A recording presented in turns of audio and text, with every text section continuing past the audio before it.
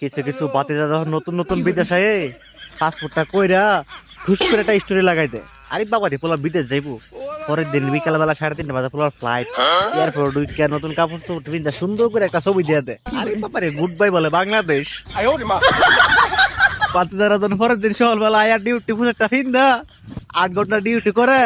Duty করে আইসা যখন রান্না করে খাওয়ার লাগে, রান্না মুরগের তরকারি ওইতে ছড়ার তরকারি। এরপরে বুঝে বাতিজারা বিজের যে কি মজা। এই রে বাতিজা, আয়ো আয়ো। আর তোর চেহারাটা দেখার লাগা আমার মনটা খাকা করতেছে। আয়ো আয়ো।